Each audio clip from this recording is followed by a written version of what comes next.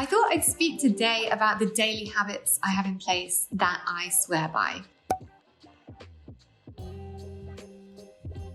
So I'm a huge believer in the power of ritual, and some of these are really ritualistic in nature, some are literally for health, and some are more for cognitive development. So here they are. Number 1, gratitude. This always has to be the first thing on the list. Now, my kids wake me up super early, and I used to really be in the habit of just being very moody about that and moaning about it. But now, however early they wake up, however tired I am, I try really hard to just be in gratitude. To be in gratitude for the fact that I have kids, the fact that they wake up, the fact that I wake up, for the food that I get to eat and the water I get to drink and wash in, the safe, warm house I get to live in, that I get to do what I love. All these things that we might take for granted on a day-to-day basis, like the simple act of waking up and the simple act of being able to turn on a tap and actually have clean water. These are the things I try to be grateful for every morning. We know through studies that gratitude actually makes us happier. So when we actually consciously show gratitude out loud, even in our minds, it sets us up for the day for us to actually be happier. So even if physically you're tired, you're going to be less physically tired and a lot happier if you actually express that gratitude. So that is the first thing each morning that I do. Number 2 is hot water with lemon and apple cider vinegar.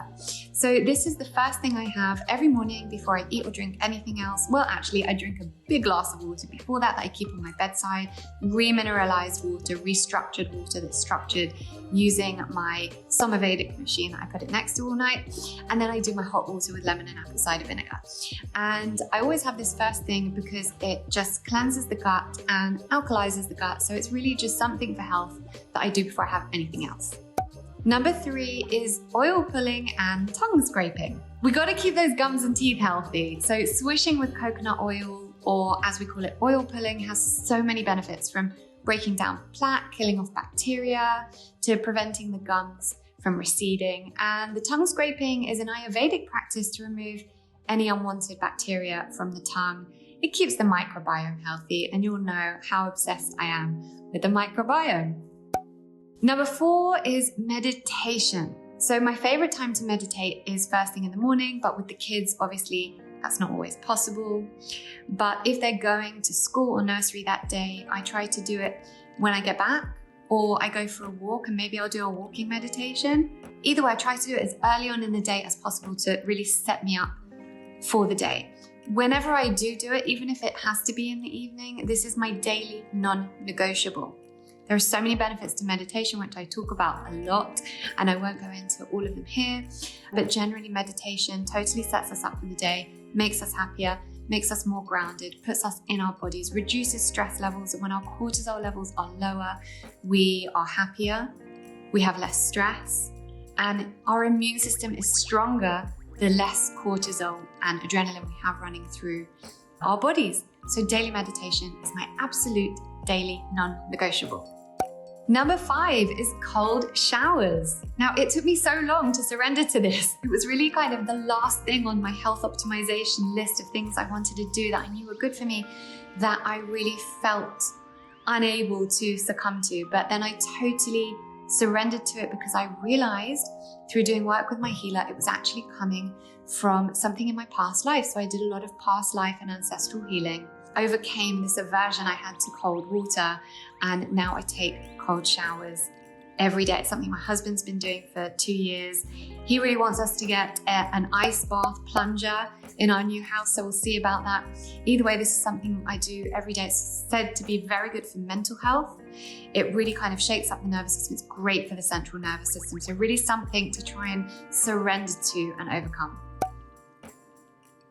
Number 6 is reading and learning. Now, I heard once that the healthiest, wealthiest, and most intelligent people choose education over entertainment.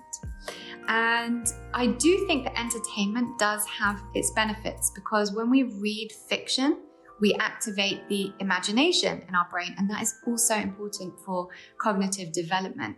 So I do read a lot of fiction. I love fiction.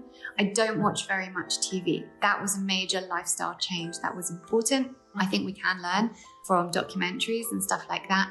And sometimes it's really important to actually switch off and do something that is not about education at all. We call it healthy compartmentalization, when you actually just have to switch off from all your worries, switch off from doing everything else, and just really, really bring yourself down to not having to think about anything. So though that is important, I try to educate myself with information every day that will teach me something new.